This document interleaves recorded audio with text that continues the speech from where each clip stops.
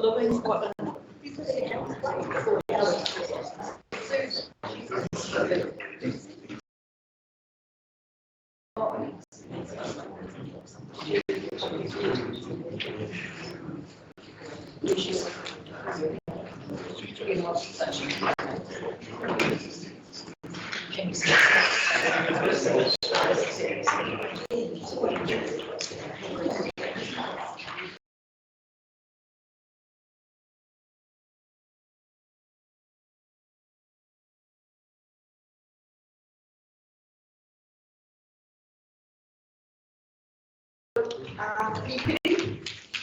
Tuesday the 30th of June.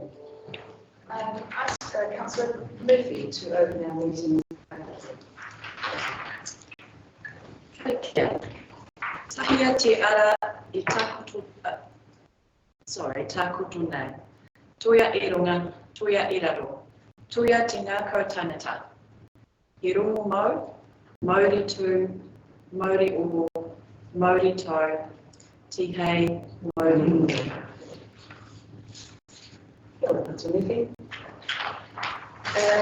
We have some apologies today from both Councillors Innes and Peters. Councillor Innes may, with technology, be able to join us from around the world, but also may not be able to. And Councillor Benny is joining us via Teams. So can I have a mover for the apologies? Councillor Connaught and Councillor Hulse. Those in favour, aye. Against? Carried. Just a reminder, councillors, if there are any items on the agenda to which you have any interest, please indicate that at the beginning of each of the items. Bringing us to item 4.1 on Whārangi Tuatahi. The new public and private road names, the GC Trust Subdivision 190016. Councillors, I would like to move the following. It's slightly different for the first road name. I'd like to move that Council approve the name of public road number 1 off Sands Road as Redwood Green Road. 2, the name of public road number 2 off Sands Road is Titohi Tree Drive. 3, the name of public road number 3 off Sands Road is Frangipan Close. 4, the name of public road number 4 off Sands Road is Craig Commercial Street. 5, the name of private access number 1 off Sands Road is Cherry Tree Lane. And 6, the name of private access number 2 off Sands Road is Pear Tree Lane. Right, seconded. Councillor Reid is seconded. Councillors, the reason I added the naming Redwood Green Road, that was the original request from the applicant, and it didn't comply with our naming policy. I also, from an emergency services perspective, in Redwood Rise here in Whārangi, and I think if we have a Redwood Road, there could be confusion. So if there's Redwood Green Road, I think that makes it clear that for the emergency services purposes, the differentiation between somewhere in Tifua and somewhere in Northern Ocean Road. And the others will comply with our policy. That may also confirm this link with our current policy, which is being reviewed. So, any discussion? I'll put that motion over. Oh, that's sorry, I was waiting for some voice to come first. I'm supportive of your worship and the way that we're meant to go about it. I mean, my only comment, I guess, as somebody who sort of represents around that area, is I found it really unfortunate that there weren't party names and that there hadn't been. I see that there's no need to consult with Uncle Iwi because the developer owns the land. But PEO is basically just straight across the road, and I think it would have been a really nice opportunity to look at some names that were more appropriate to the area rather than Great Commercial Street or French Parkers. And so that's my only comment, and I mean, maybe something that staff can just take into account in the future, and maybe with the policy change there would certainly be some opportunity to look at it. I think it's unfortunate. Thank you, Councillor. Any further discussion? I'll put that motion. Those in favour, aye. Aye. Against? Carried. Item 4.2, the fees and charges for the year ending 2022. have a number of recommendations from each of the overlooking.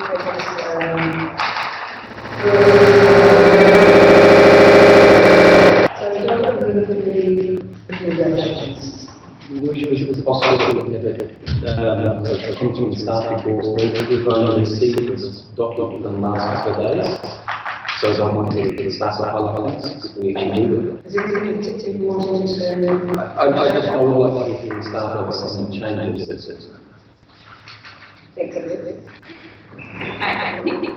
So through the chair, this agenda, these can remain as they were to consultation, so no changes here. The fees that were not subject to public consultation were adopted back in March meeting, which we these ones were adopted for consultation feedback. The only change that I'll highlight, you'll see the additional attachment for renewal fees and charges. That is just to provide a bit of transparency after talking to the vendor team. There were some half-day rates that were charged. We always have that in there, but not down to that detailed level, as well as the package rates that were available. So just to improve transparency with that execution, so you see that. Just you've got to improve that as a separate recommendation. Thank you, Joseph. So, what are the recommendations? Wish you all one. Councillor Brewer, Councillor Simon seconding, Councillor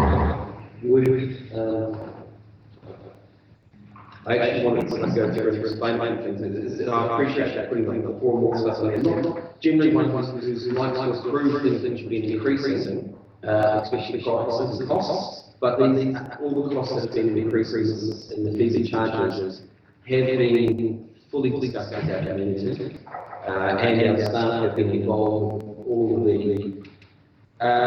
changes that are coming into effect.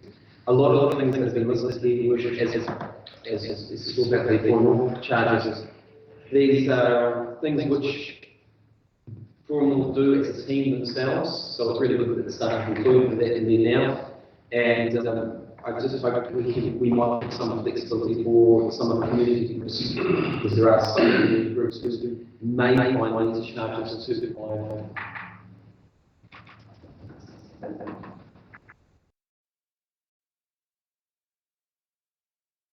Following it's one of those things that we never like to have to do those details to actually get your running and provide those services we do. Just what I wanted to highlight, just to be clear as well, is the 4 new fees that are coming in the waste area. The public use weighbridge, clean rubble, concrete bricks per ton, vegetation per ton, brush per ton. Just as the fact that they're the 4 newest fees within this whole space, which adds to, unfortunately, public dumping, but also I understand the need for them because of the fact that we need to maintain and keep on top of the rubbish.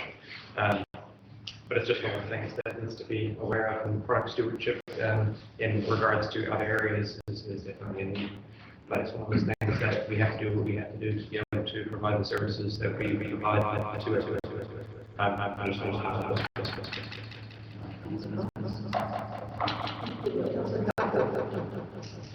Having to resource management outside of the steps they have ourselves instead of developing something.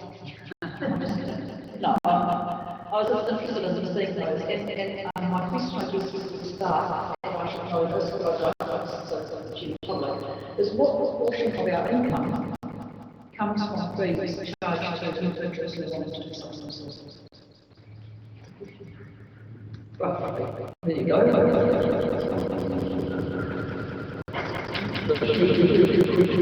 What comes made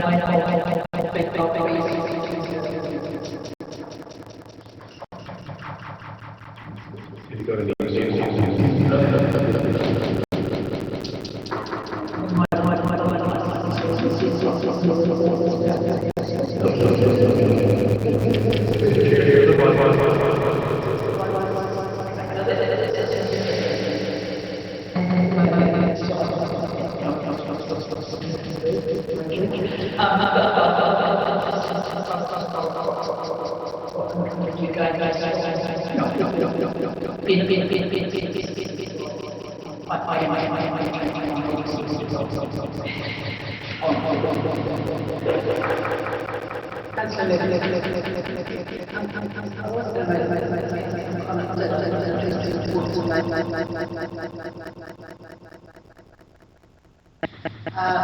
And interesting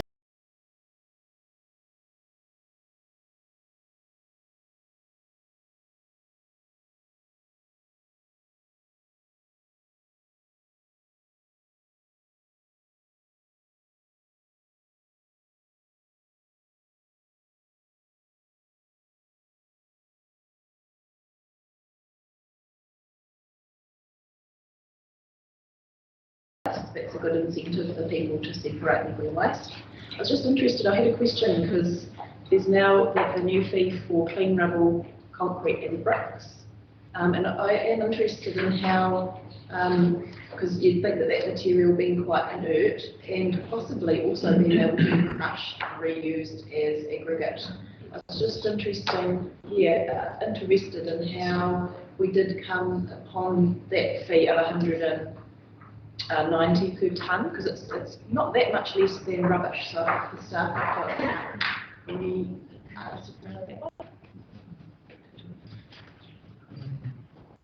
Unfortunately, David's not here. Okay, I can follow that up. That's okay.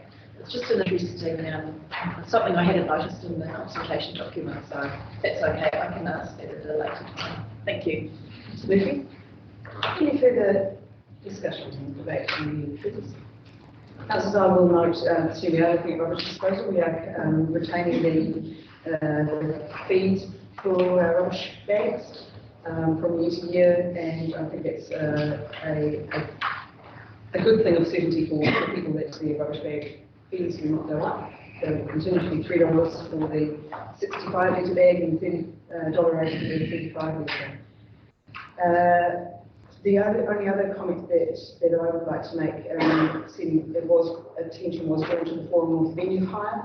I think it would be important to refer to kotahitanga as opposed to the expo hall, so it's a minor amendment that I'm sure our chief executive will be able to make.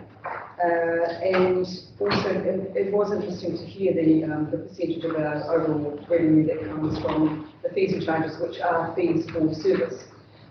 So it is important that the people who benefit from the services provided are the people who pay. Some of the fees do have some public good, and that's included as well. So I'm happy to support the fees and charges for this coming year. Any further debate? Councillor Hobbs.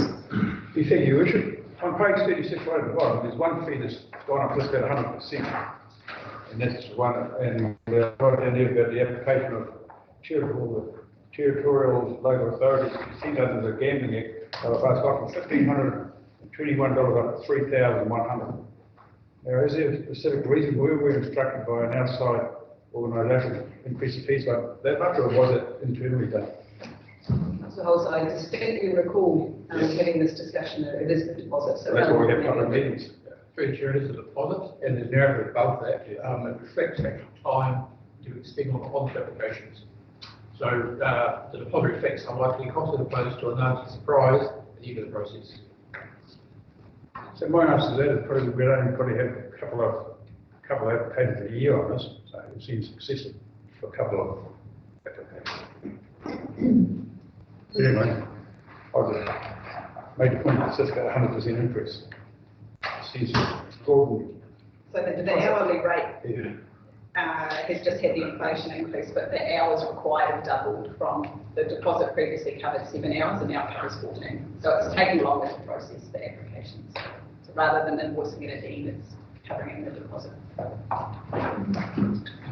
think as an applicant, I would prefer to know the likely fine cost or the deposit. It could be more, it could be less, depending on the time process. Any further debate? Yeah, thank you, Your Worship. Look, I see that some of the staff are in the room now in relation to the waste side of things, so I'm sure they can talk about that later on. But The costs are what the costs are, and I think it's good that Councillor Holt's raised about the fees for these things. We're well aware that time takes for licensing to happen, takes a lot of time, and that's why putting a deposit up the front allows the user at the end of the day to not be shocked by a bill. So it gives them a bit of a leeway. The waste side of things, that's good that it's been highlighted as well. It's good that the charity. I would personally, from a personal thing, I would love to see a free E-Day again, which last time we did was about 2008. So I would love to see another E-Day happen. So maybe something that the staff can think about later on, and maybe we can do with some of the things that we raise money for. Other than that, Your Worship, the costs are what the costs are, and I'll put the motion. I'll put that motion. Those in favour, aye. Aye. Against? Carried. Item 4.3, the adoption of our 2022-23 annual plan, page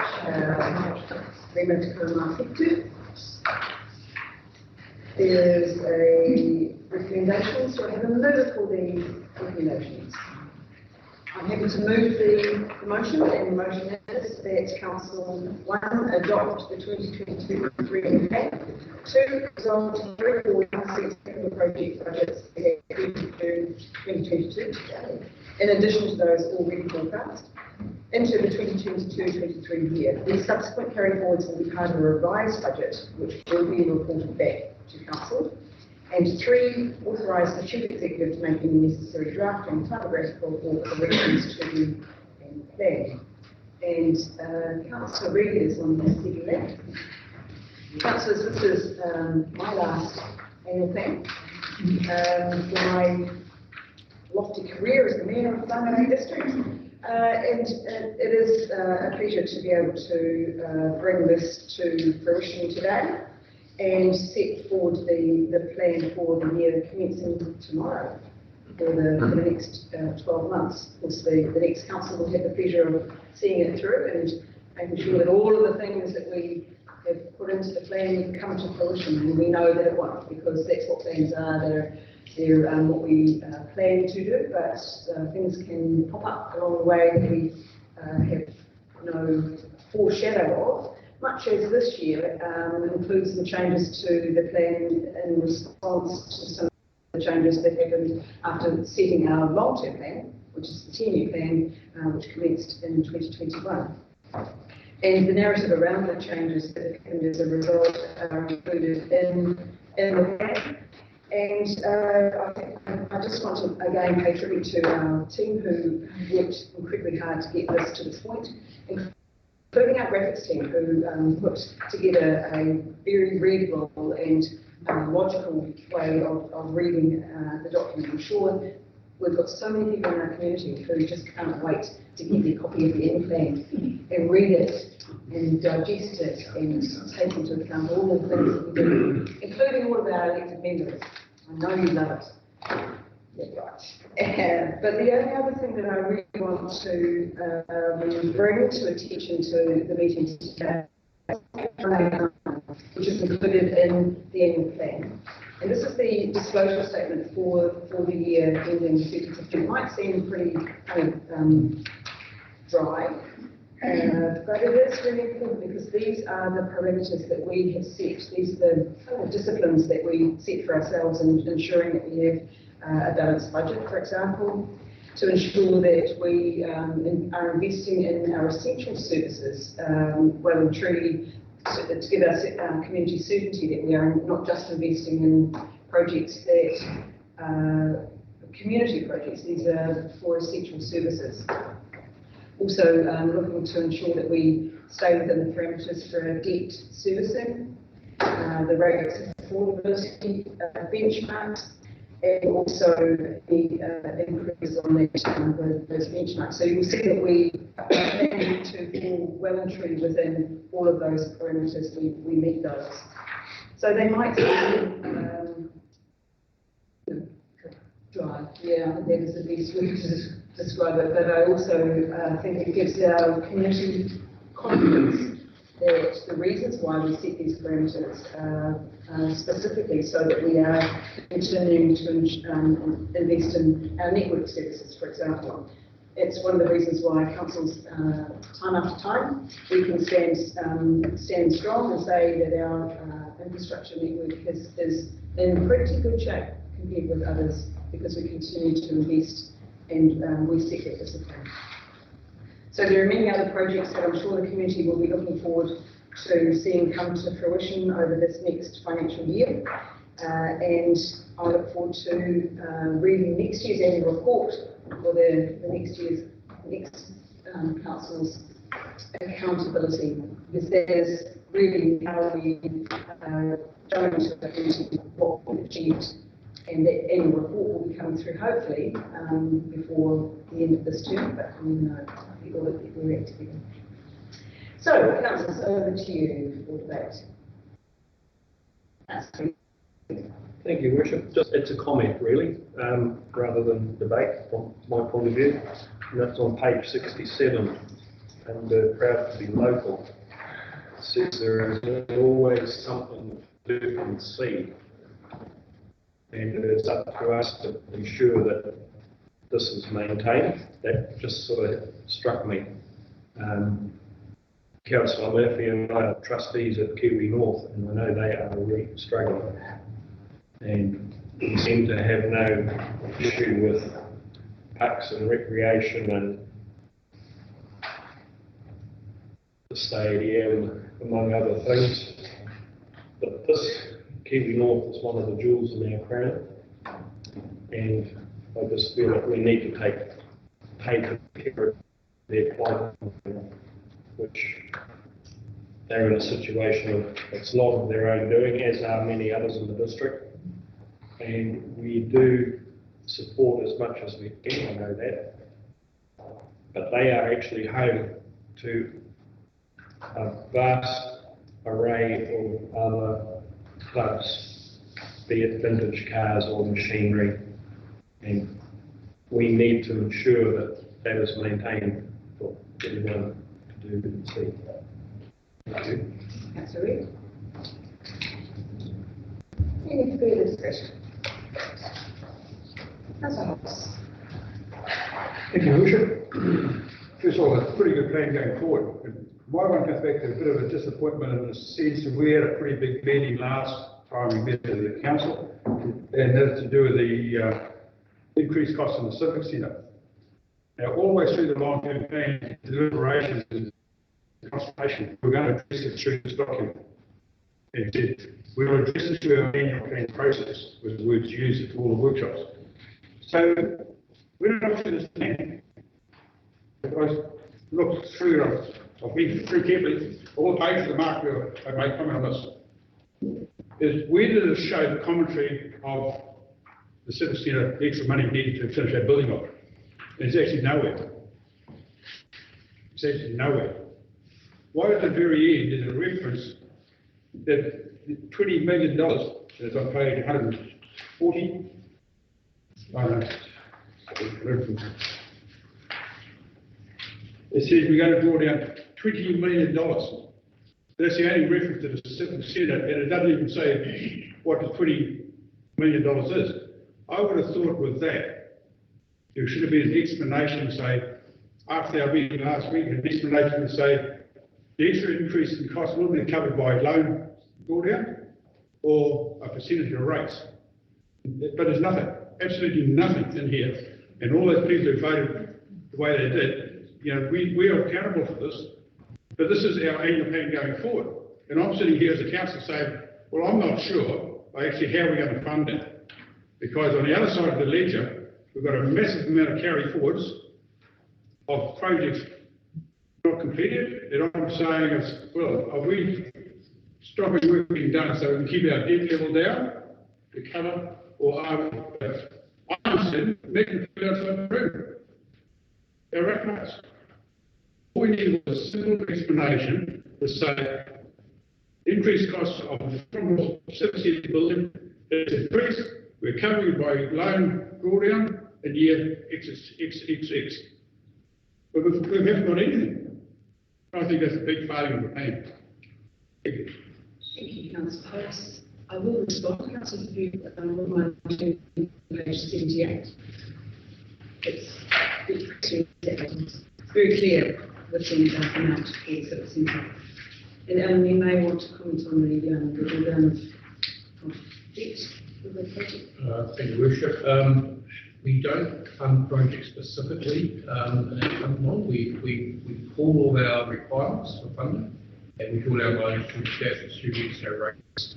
So we're different to a company and how they're structured debt, which would specifically secure loans and assets. We can't sell our assets, so we fund, the funding model of government is different. There's not a specific drawdown of a loan to cover a project cost change. That's consistent all the way through. It's, as you said, you referred earlier to the benchmarks, and it really shows with the benchmarks. Councillor Murphy. Thank you. Well, this is also my last end of that. And yeah, I guess there's just a couple of comments I wanted to make, and that is more looking to the future, because I suppose for me the most important thing, acknowledging that we're in a climate emergency, would be looking at the plan and saying, what impact are all of our activities going to have on our emissions profile? You know, so I look and I think, well, actually what I want to know is how are we accounting for in relation to emissions reduction? How are we accounting for that? What is our plan? And I think that this is something that will come in the future. We're kind of in this funny in-between time where we're not quite there yet. We're talking about it, we're kind of planning, discussing how we will do it in the future, but we're not doing it yet. Because I think we will need, for every activity, we will need a performance measure that has a target related to emission reduction. I did have a question, it's interesting, because for Auckland Council, we know they've gone out for their annual plan with a specific targeted rate for climate action. So it's really interesting to look at what they've done. And they're different to us because they're a unitary authority, so they're regional and city combined. But they, in their climate action targeted rate, that's to do specific things like tree planting, more investment in public transport, like electric buses and hydrogen buses. And so in our district, the regional council have increased their rates to improve public transport service. But there's more to be done in that space. I did have a question. I've been paying attention to stormwater quality and I was looking at our performance measures on page 105. And there is a performance measure about minimising flood risk, but I just wanted to ask I can't ask our infrastructure manager anymore, I might have to ask our chief executive officer. Just around, so 5.1.1, which is compliance with the TA's resource consents for discharge. Does that include stormwater quality? We would do. We have a performance measure around stormwater quality, such as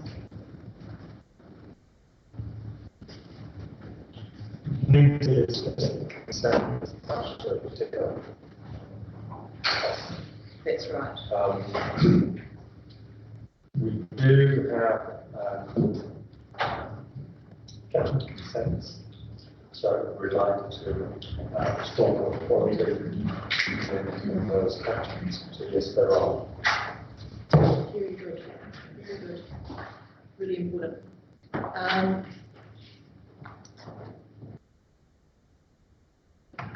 That's all from me. Thank you. Oh, looks everybody's having a turn because it's the last time. You'll be reading your annual report from your motorhome at Lake Tekapō. Some of us aren't. Anyway, I just wanted to pay tribute to the staff too for a really readable document, and like your worship, I really hope that there are thousands of whānau citizens out there just waiting to get their hands on this, because it truly is a very readable document, and I do congratulate the staff for that. And also a really good graphics, some of which I just couldn't read out at all. And some really lovely relevant photos of local people. So it is a really, I urge people to actually to read it. It is a really, particularly the first half. I mean, when you get to the figures, I can understand people saying I don't glaze over, but it is a very readable document, and that's great because it is trying to make what we do more accessible and understandable to the general public, as with our social media. Just a couple of comments too. One, I think the next council has to be really mindful of the impact of true inflation, and at the moment we're working with the LGCI inflation rate of 2.4%. But as people know, the CPI and the general rate of inflation is up so that's only into local government costs. So that will, I think, have a real impact next year. I wanted to just comment too on one particular of the changes that was made because of the consultation, or changes that we made, and that's the decision to put $200,000 towards looking at what happens to the future of the Four site. And I know the Four Trust actually made a submission requesting some funding to do some work themselves. And so while what we're doing is not effectively giving that group a grant, it's actually, I think, more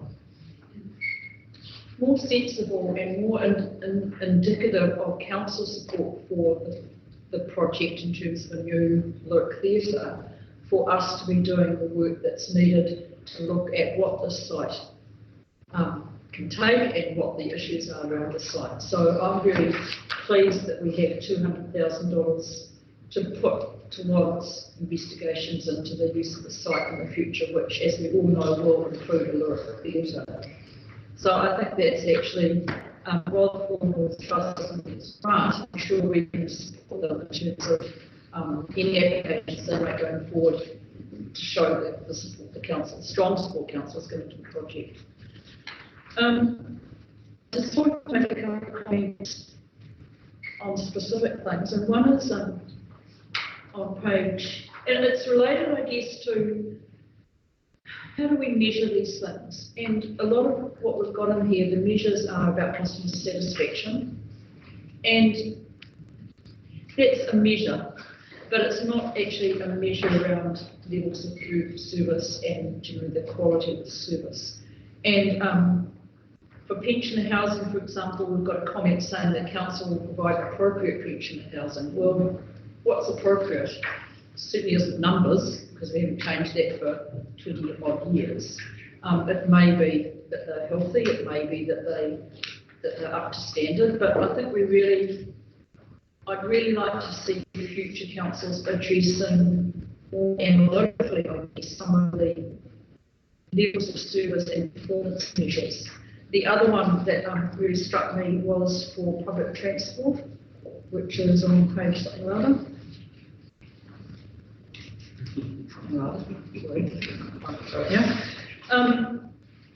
Where the measure for public transport was around about the quality of our footpaths, and it didn't pay any attention to any of the other issues around public transport that I think we've been woefully under involved in, both other forms of transport, than both buses, but also other forms of transport, and alternative means of transport. And the other area I noticed was district development, where we don't have any levels of service at all.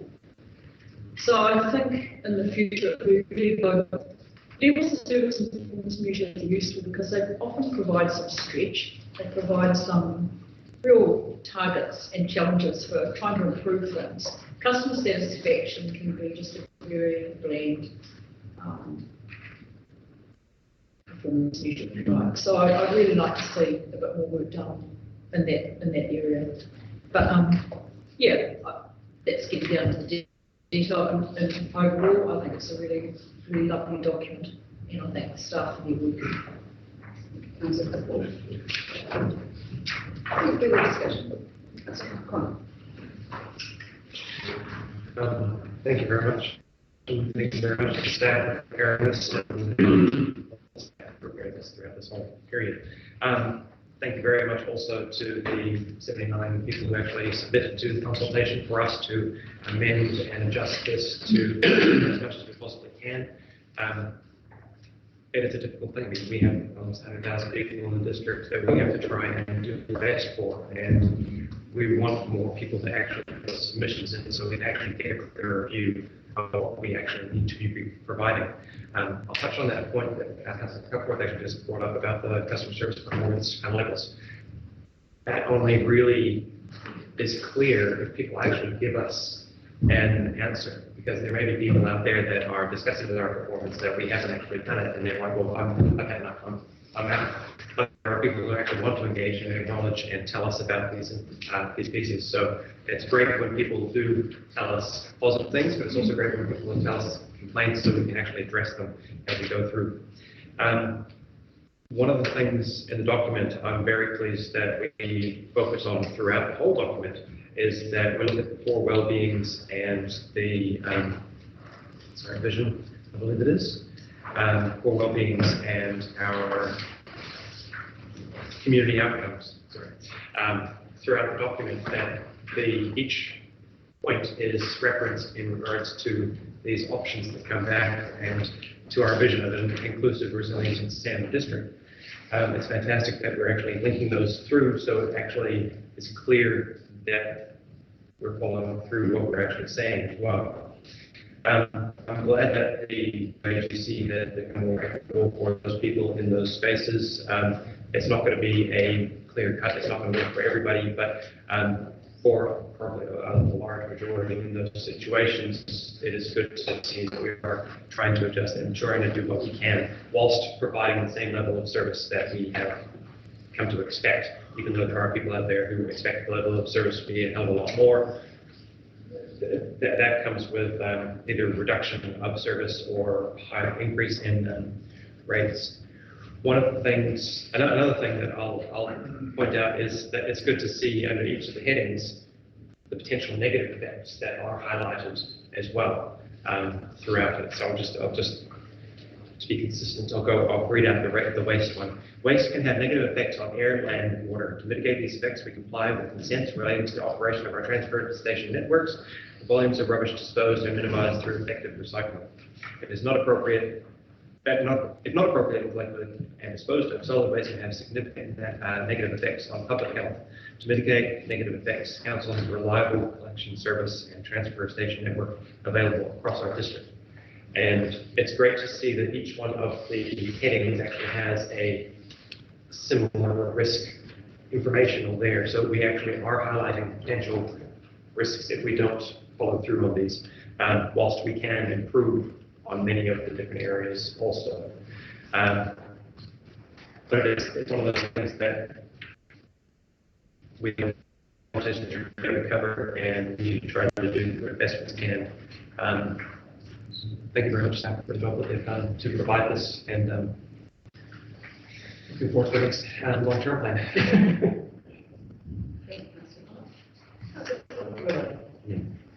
Thank you, Worship.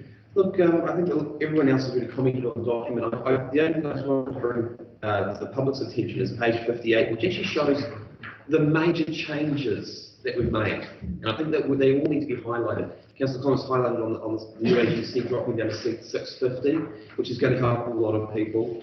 The $3.03 for the water consumption, probably not going to help a lot of people. The 4 more. The playground definitely will help me. We have had all discussions about this, but a lot of the public may not have been involved in those discussions or realised the things that have changed. Probably the big one there for me is, apart from the $50,000 for graffiti removal, additional $50,000 for graffiti removal, because I'm seeing so much more graffiti around town and around the district, which I'm not happy about. But the big thing is probably for the Hickory Swamp, the scheme, the reduction of the targeted rate. Every one of these little things is going to help part of our community, but probably that one's going to have the biggest effect to the Hickory community themselves.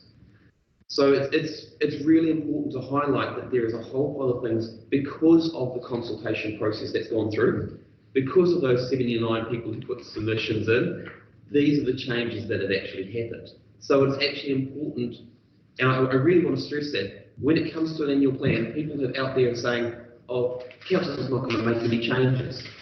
Well, council has made some changes, and it has made some changes because of that consultation.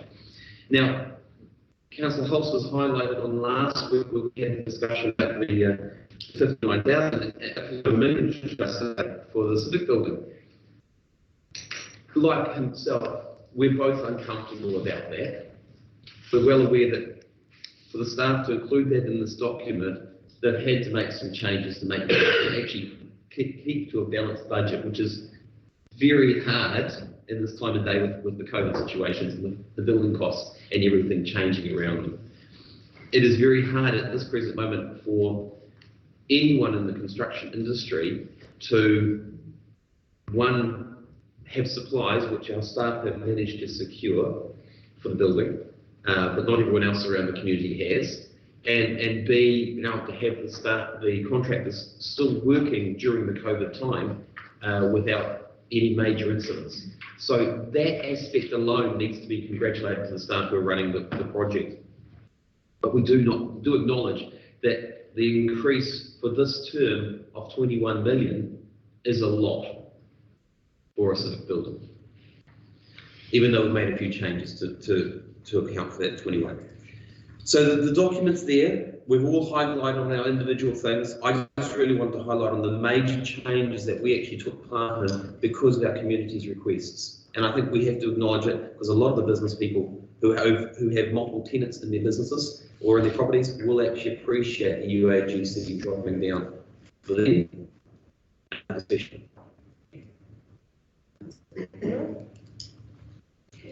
debate. Can I just clarify a comment I made, which was it was not public transport, it was alternative transport, and it was on page 90, just so people do want to.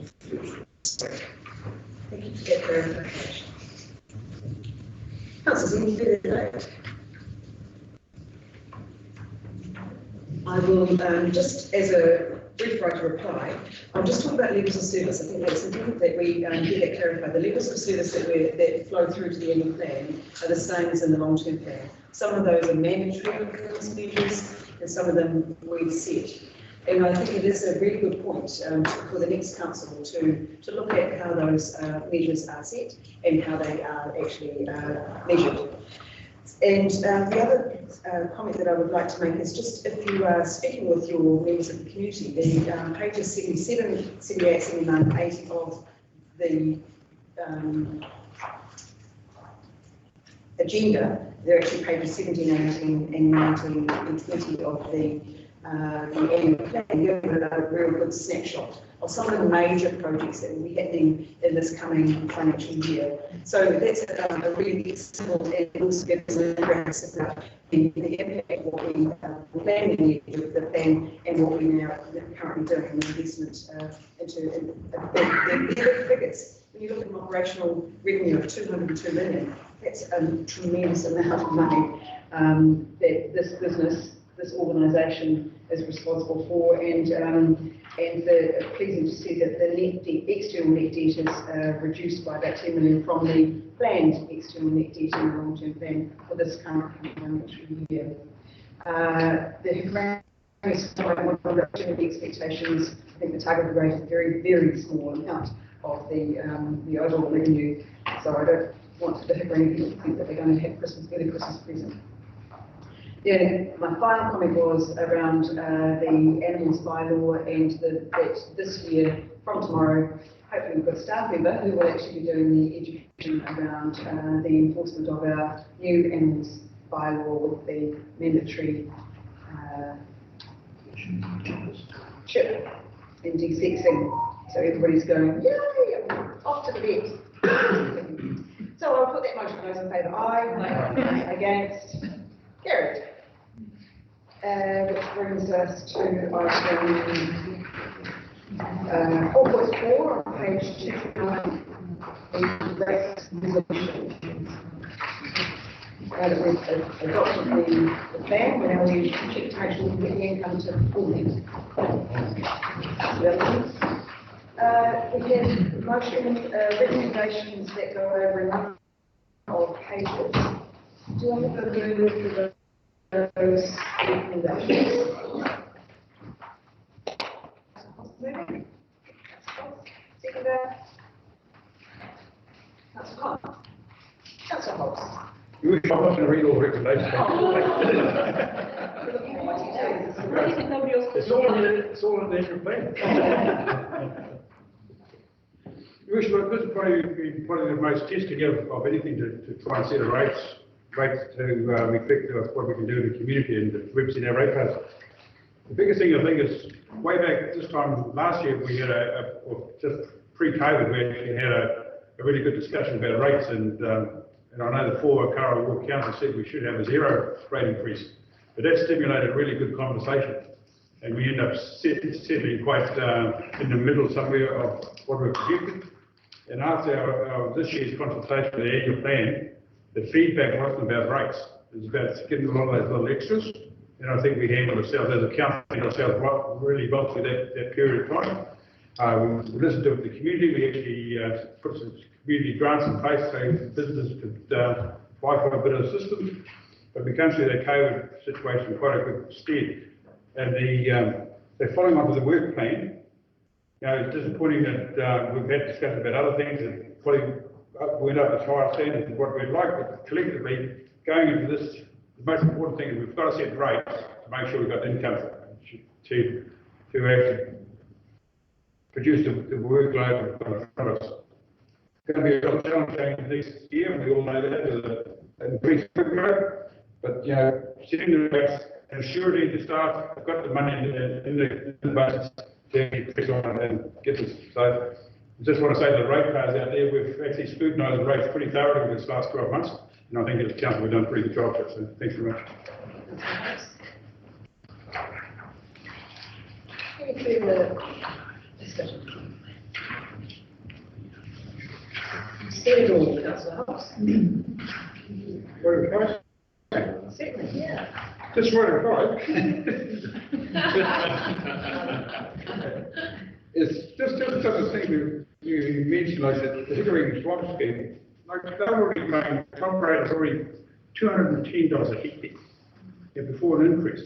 But that is good. We actually had them in here, we listened to it and made an adjustment to it. I think that's the role of councillors. We actually need to listen, and we need to collectively put our minds to it and make sure every part of the community get some benefits out of the rates.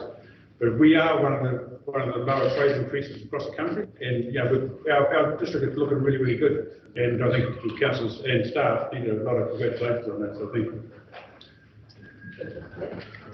Put that motion. Those in favour, aye. Against? Carried. Right, those votes. Item 4.5, the 2022 rates for emission postponed policy for Te Māori. The recommendation is on page 235. I will move the recommendation. I'm happy to move that. Seconder? So, confirm seconding. So I've moved that council adopts the rates for emission and postponement policies, including changes as required under sections 85 to 90 of the Local Government Rating Act 2002 and sections 109 to 110, Schedule 1AA and Schedule 11 of the Local Government Act 2002. So you'll recall, councillors, that we went out for consultation on this particular, on the policy, the rates for emission and postponement policy for Māori freehold land. And I think you will recall also that the number of properties that this impacts is very, very small compared with our total rating database. And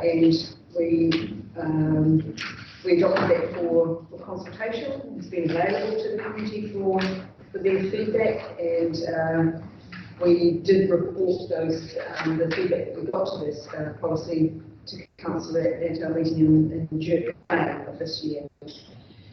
We noted that feedback resolved not to make any changes to the policy.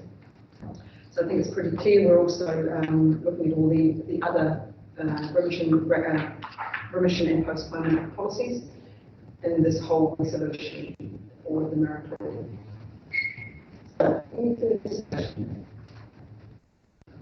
I'll put that motion. Those in favour, aye. Against? Carried. Councillor, that brings us to the end of the open portion of our agenda this morning.